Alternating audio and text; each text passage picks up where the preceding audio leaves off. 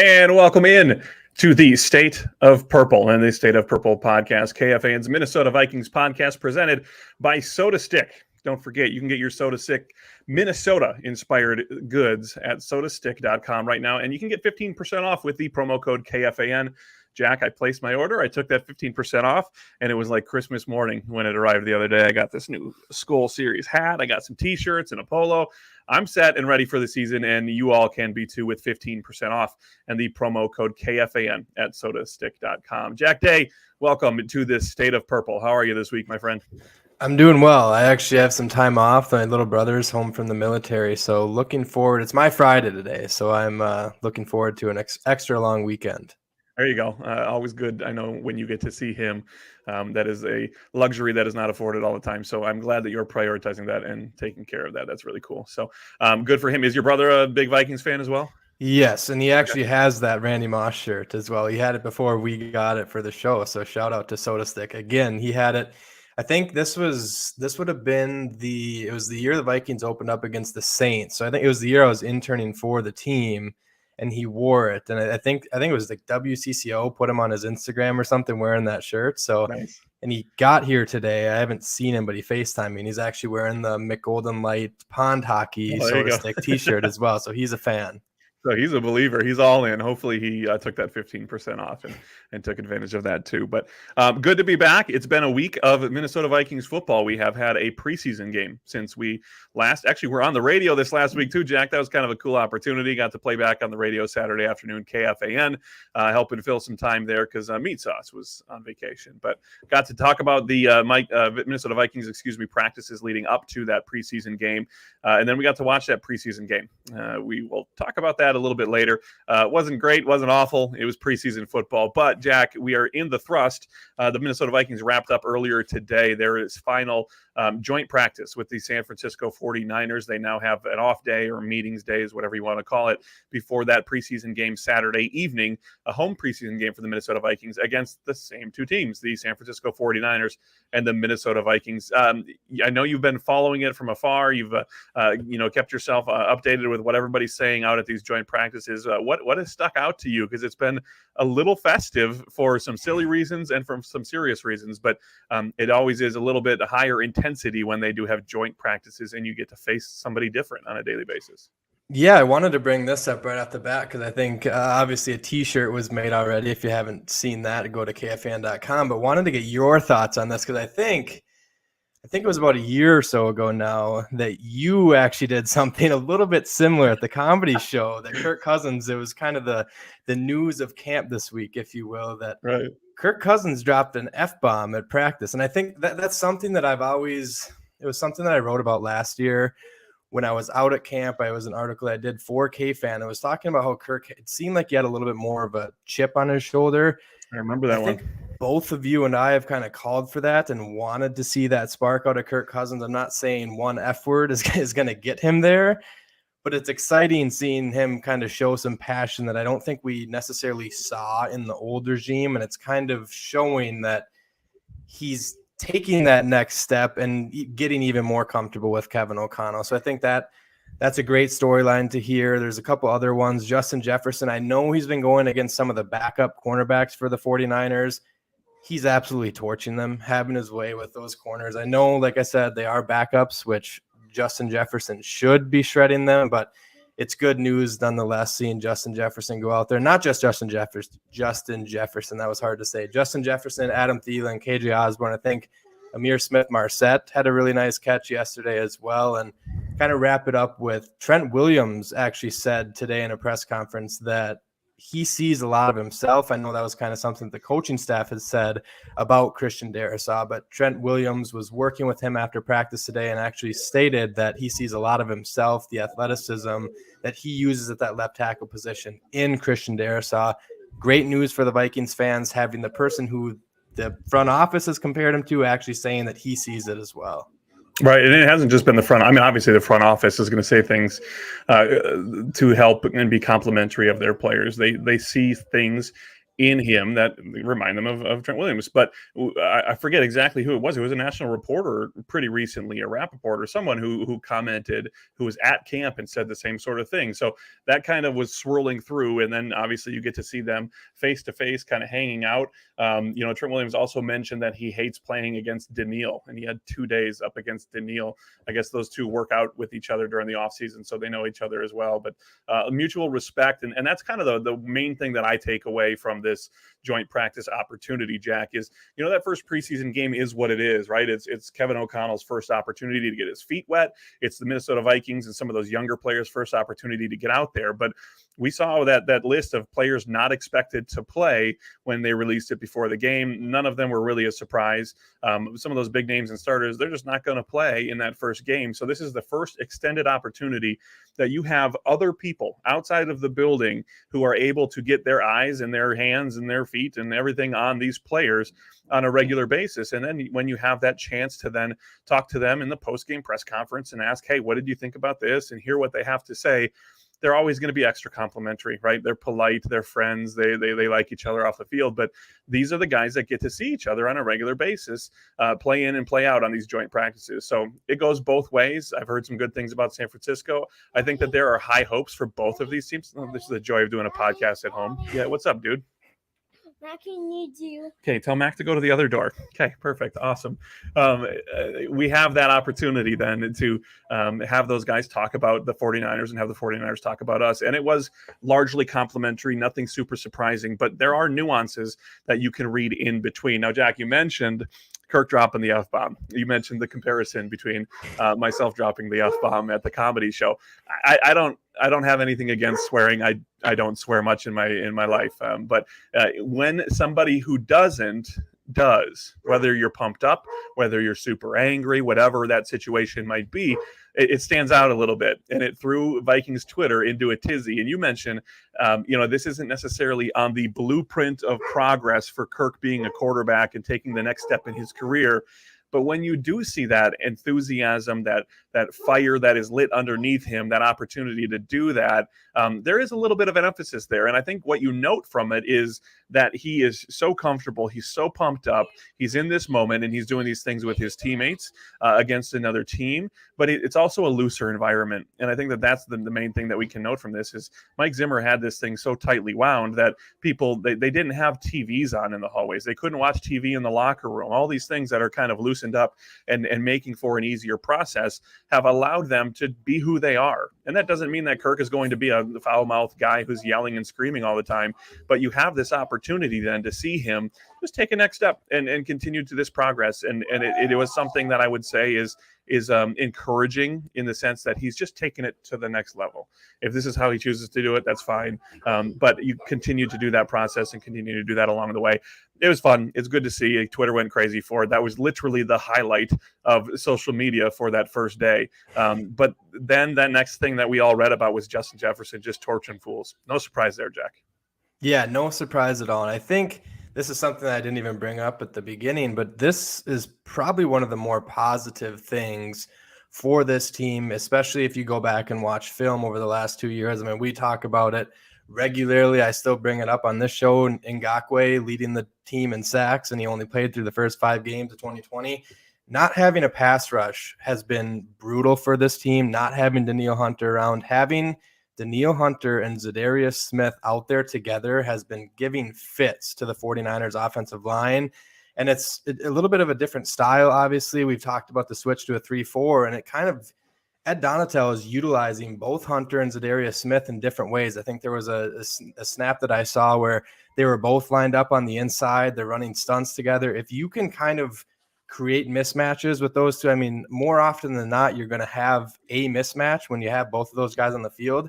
If both of them stay healthy, this defense is going to take some sort of leap. I am 100% confident in that because of the lack of a pass rush that we've seen over the last 2 years, and we've seen how that impacts on the back end where it hurts the secondary as well.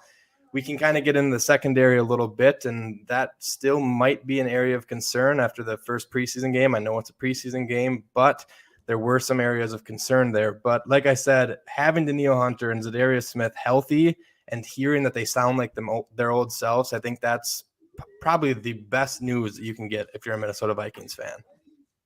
And just for everybody out there, this is the time of year that everybody finds ways to get excited and finds ways to figure out an opportunity and a path to the Super Bowl for their team.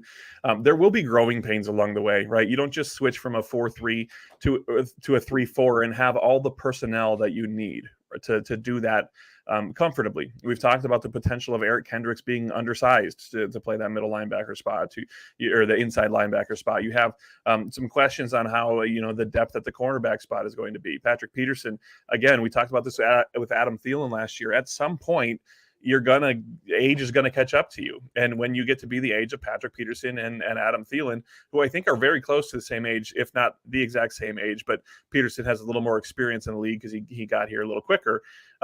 You have that opportunity. It's right around the corner that you could lose a step. You could, your body could betray you a little bit, whether it be just ability to do the things that you used to do isn't there, or if there's injury situations that factors in. And then you have the depth where there's just a lot of unproven. Lewis Seen, what's it going to fill in? He's expected, I think, to go opposite of Harrison Smith as a safety spot there. But then you look at the cornerbacks and the depth there. So there's temper your expectations. This is going to be fun. It's going to be exciting. It's going to probably be better than last year. But there's going to be a learning process, and that's what the training camp and that's what preseason is for. So as we continue to see these situations and get the look at these players for the first time in this scheme, that's what we're looking for. Who cares that they lost that first preseason game? But there were some good things that we could glean from that preseason game, Jack. And one of them, I think, I don't want to say, again, I'm trying to temper expectations here because it's so easy to get excited.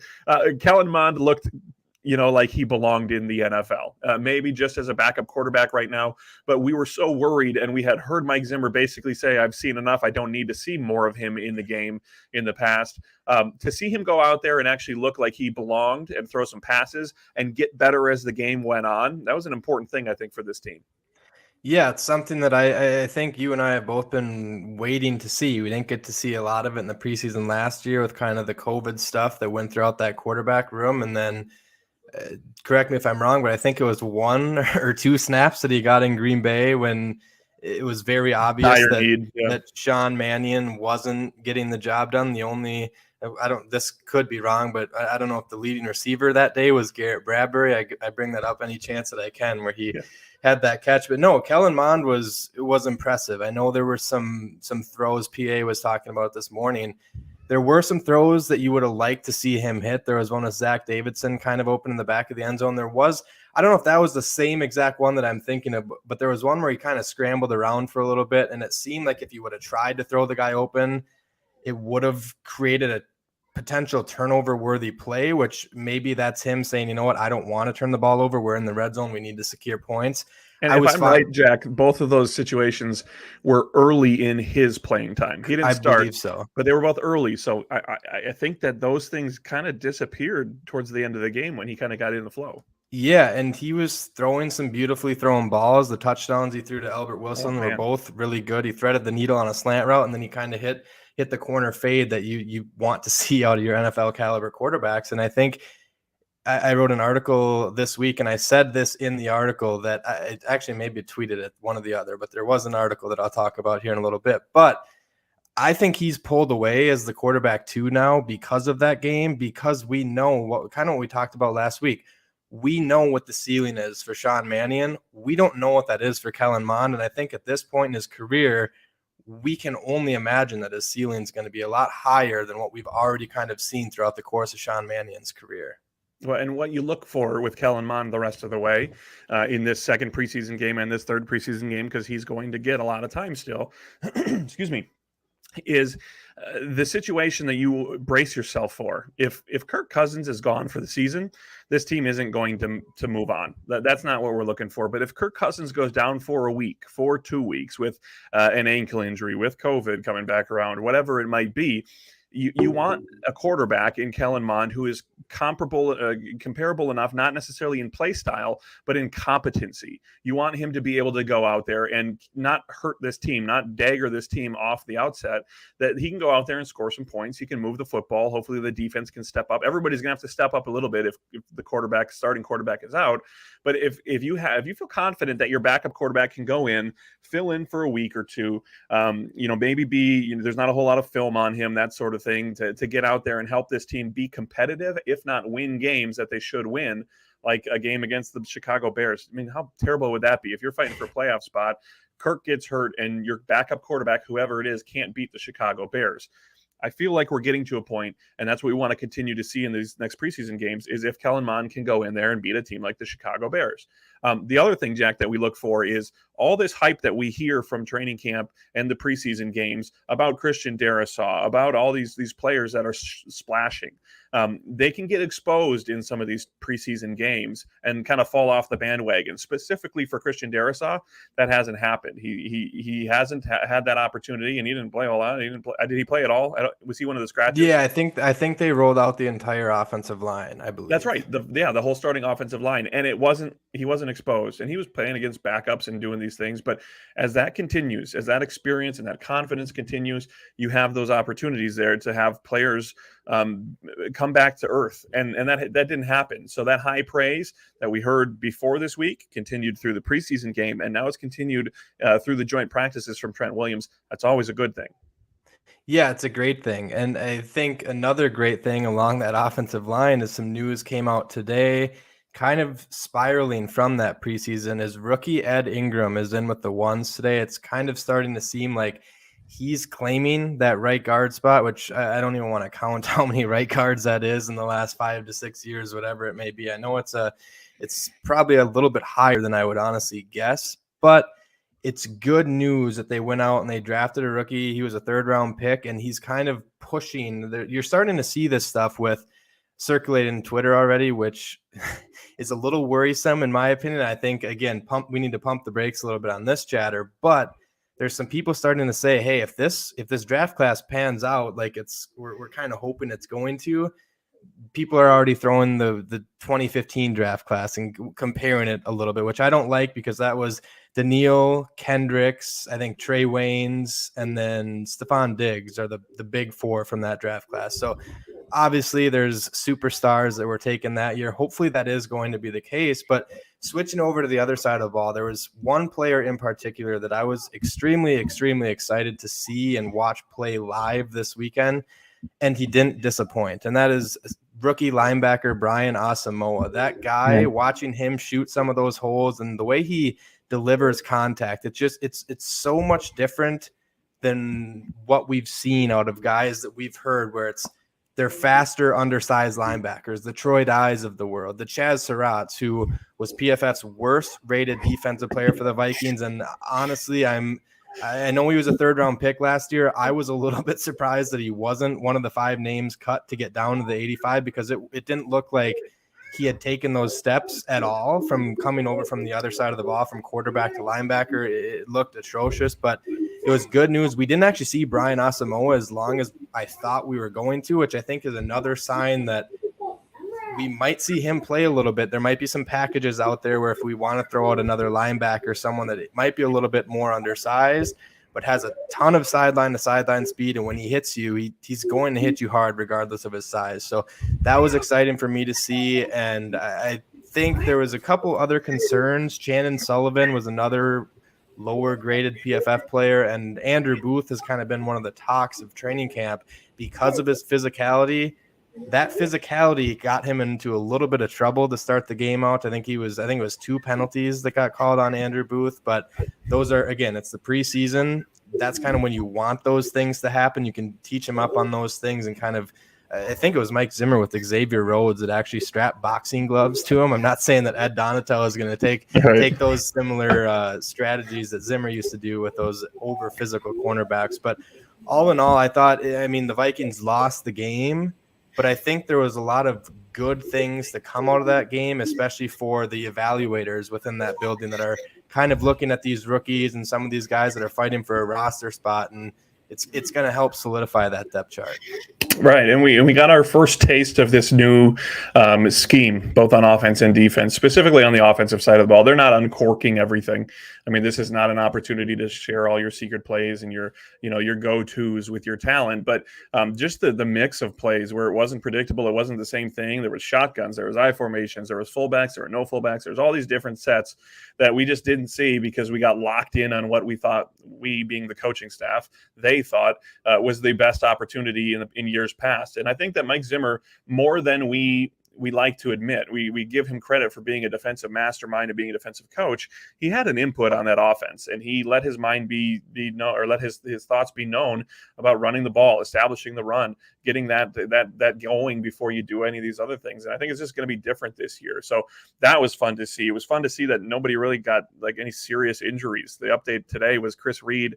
He has an elbow injury. He's not practicing right now. Who else? Perry Nicholson has a tweak. He's not practicing. And then Ty Chandler, another bright spot from that first game, rolled his ankle, nothing serious, but he's not practicing today. But none of these injuries, I think he kind of deemed them all day to day. That's another amazing thing that we have looking forward to this. There's no catastrophic injuries so far. So it's been a pretty good training camp. It's been a pretty good preseason. Jack, do you think we're going to see anybody of note, I guess, in this next preseason game, these two joint practices kind of threw a wrench in it a little bit because there's so much film, so much reps against different teams. Do you think that we're going to see Kirk Cousins? Do you think we're going to see Justin Jefferson, Dalvin Cook, Danielle Hunter this weekend, and get our first look at Zadarius Smith? I don't think so. I think either. Gabe from the Ven was on with PA today, and he was talking about potentially having Kirk go out there for maybe a series. I could see it with Kirk Cousins because he's getting back from COVID, but he was out there practicing just as hard as these guys this week. He was back at 100% this week, and I don't see a reasoning for throwing guys out there like Dalvin Cooks, Adam Thielen, Zadarius Smith, Danielle Hunter, all guys that you and I have both called for that have to stay healthy throughout the course of this season. I think you know what you have in those players, and I think we're going to see a little bit of a similar philosophy. We talked about this last week, but we're going to see that Rams philosophy a little bit more. And personally, I like that because there's a lot of guys that I want to see more of. You just mentioned one of them. I think Kevin O'Connell said he did roll his ankle. He didn't practice today, but they're hoping that Ty Chandler is going to play on Saturday. Let me see as many snaps of that guy as possible because he was entertaining to watch. And this is actually the article that's up on KFAN.com right now. Another positive for this team heading into the season.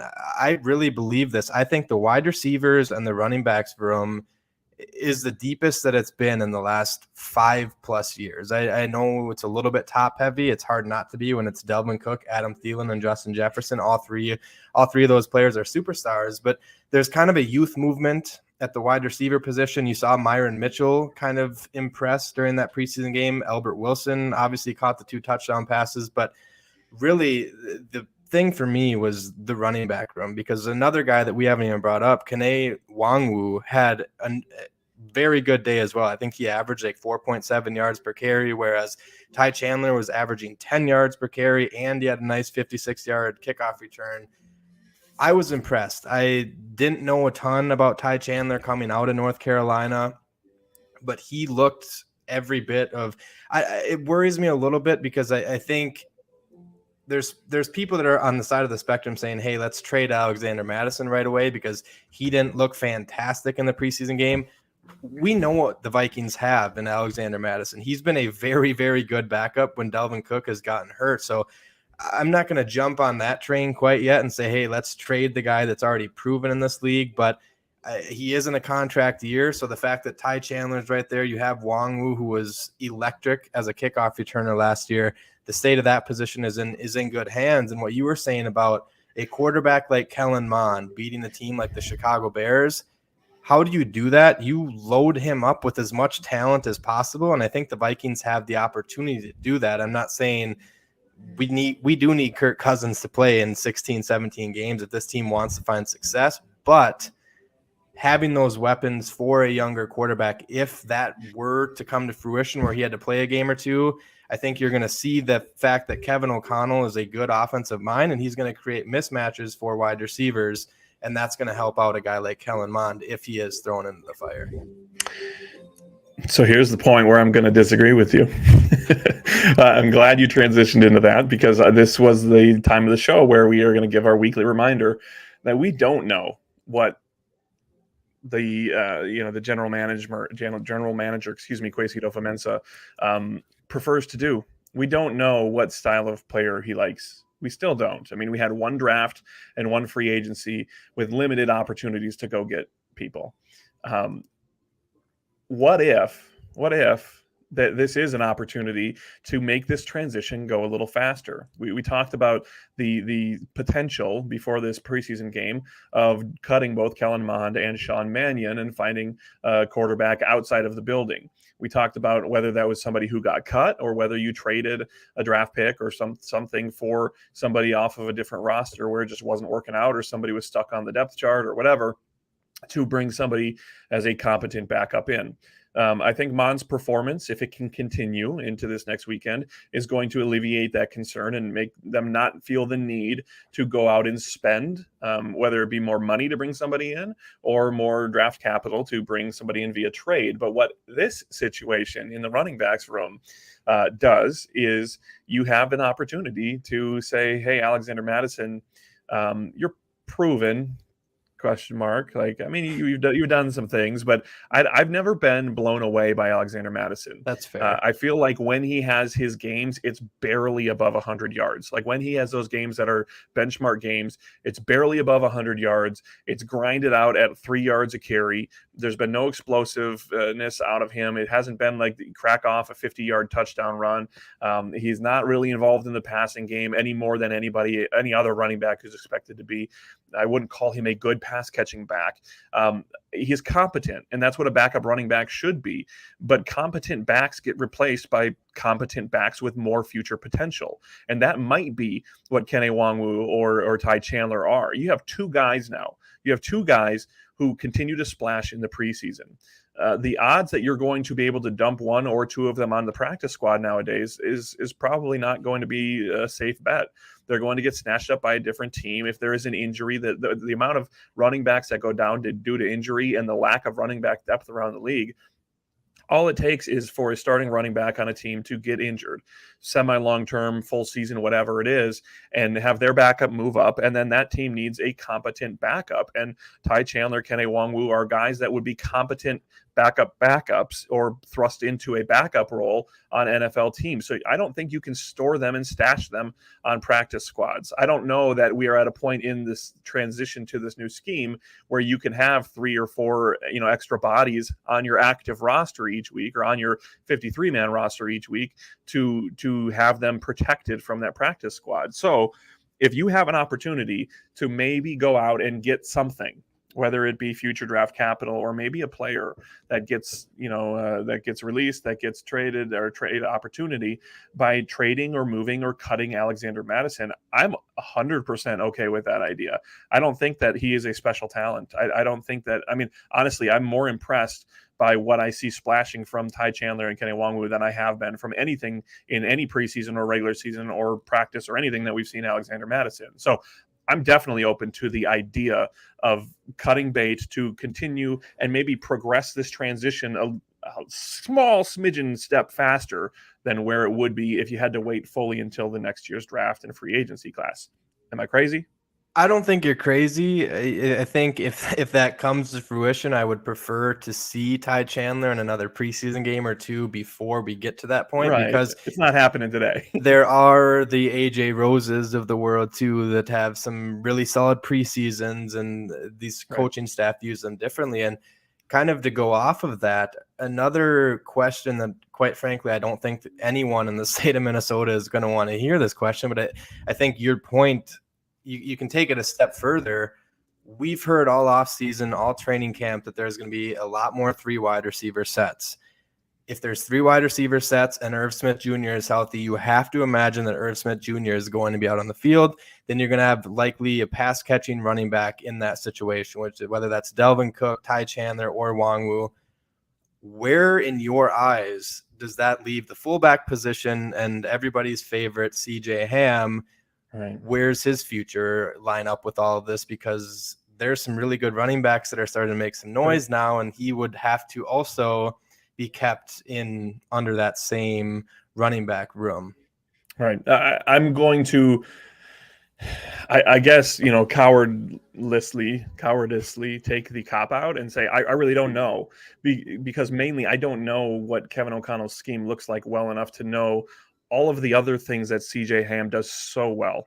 I mean, this is not, not a fullback expert, but we do know that the respect for CJ Ham throughout the league is immense. Like, he is one of the best. Everybody who knows about fullbacks and understands what he does, whether it's splashing with the ball in his hands or not, understands that he has a big impact on the success of this team.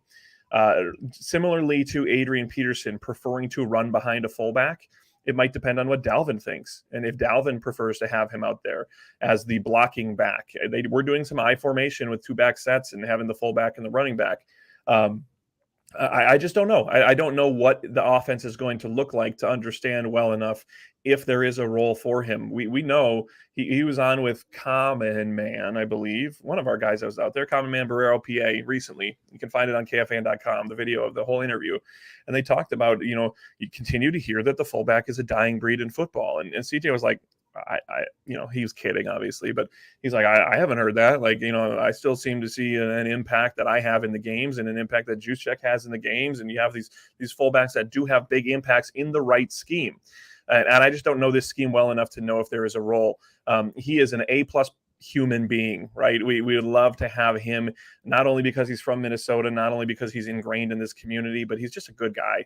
Like, he's the kind of guy you want to cheer for, the kind of guy you want your kids to wear their jersey, that's not going to get in trouble. He's a good family man, he's a good human being, and he likes it here. I mean, I'm speaking out of turn because obviously he's going to take any job that can continue to keep him playing football, but I feel very confident to say that if he had a choice between Minnesota and somewhere else and all things were equal, he would choose here. I mean, he's from this state. He likes this team. They've invested in him. So I don't know well enough to know what his role could, would, or should look like under Kevin O'Connell in this new Rams offense.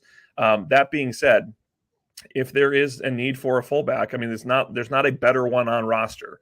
That's not going to be the situation. He's paid fairly, but it's not like over the top where you're going to be, worried about the cap constraints that you have from keeping him. So I think that they are going to keep him, if it is only for the transition year, that until they have a better idea of how he may fit in, or where what other player might fit better, style of player might fit better.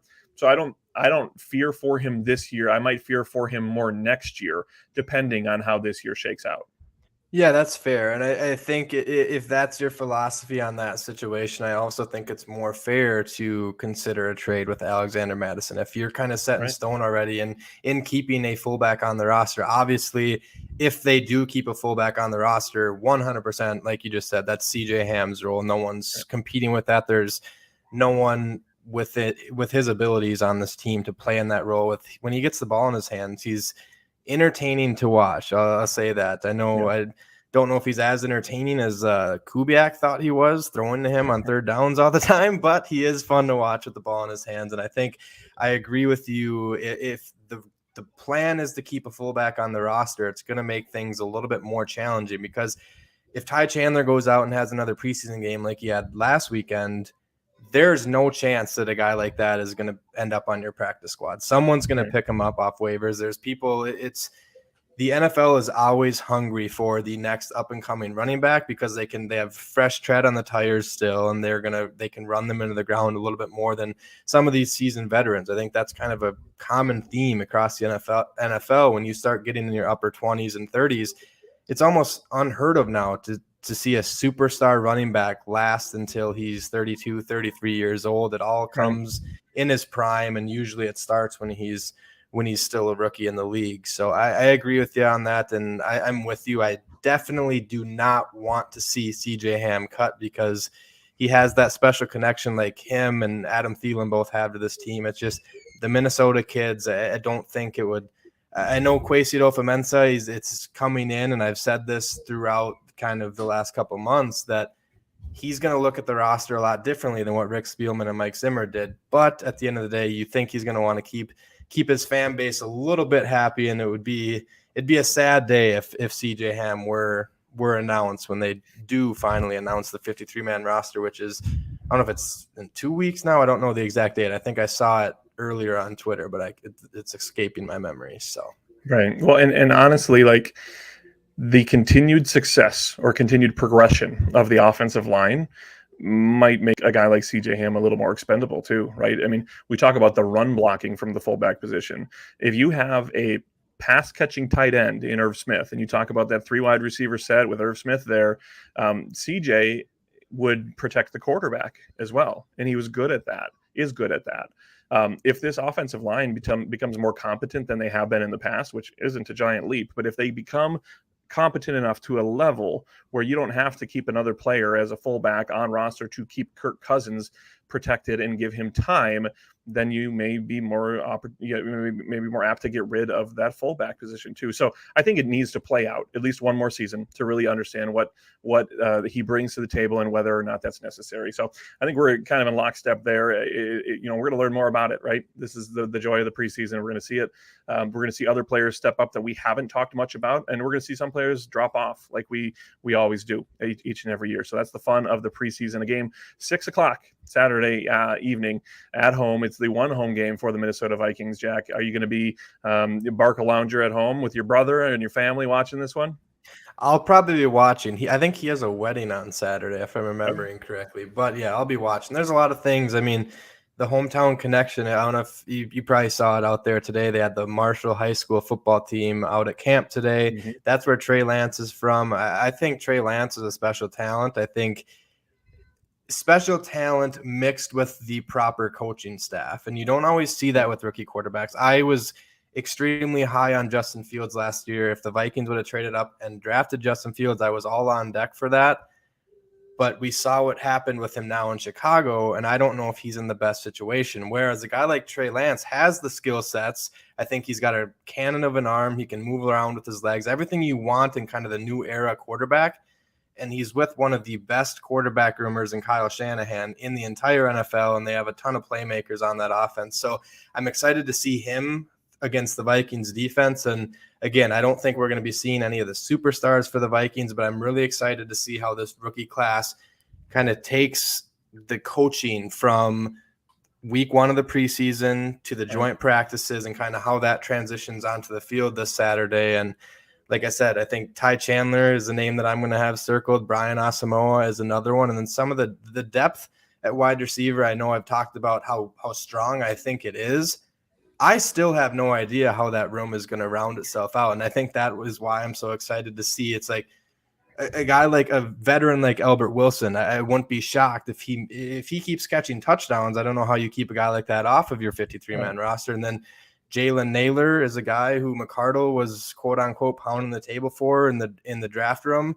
Didn't see a ton out of him last week. I'm expecting to see a little bit more from him, and also Amir Smith-Marset. I think he's kind of fighting with BC Johnson for that wide receiver 4 spot. So I'm excited to see how that all kind of shakes out. And again, obviously I would be 100% on board with have Kellen Mond start the entire game. Let him play, get him some reps with the twos behind a little bit better offensive line with some of those skilled players like an Amir Smith-Marset. Let's see what he can do with not the top talent, because I don't know if guys like JJ, like I just said, I don't know if Jefferson and Thielen are going to be out there, but let him get some reps with kind of the guys right underneath those two on the depth chart and see what he can do in front of the home crowd. Yeah. All right, Jack. We're going to have a lot to talk about next week on the State of Purple podcast. And pretty soon here, we're going to dive into the 3-4 defense and what that actually will look like, what that transition will look like, what players we think might fit that well or not fit that well. And we're going to maybe get somebody who has a little experience in the 3-4 defense into the mix as well to discuss that for firsthand experience as well. So look for that on future episodes of the State of Purple podcast. You can also find old episodes on iHeartRadio, iTunes, wherever you get your favorite podcast. Go ahead and subscribe to that podcast there. And every new episode that we record will get sent straight to you. And all of those new episodes are going to be brought to you by our friends at Soda Stick and sodastick.com. Don't forget, take care of your family. Get ready for the season. Minnesota sports inspired goods for 15% off if you use that promo code KFAN at sodastick.com. So special thanks to them. Jack, have a great weekend with your family, with your brother. Really happy for you and that opportunity you get to see him. I hope you you have a wonderful good time with them and enjoy that football game on Saturday night. We'll see you next week for another episode of the State of Purple podcast. See you, man.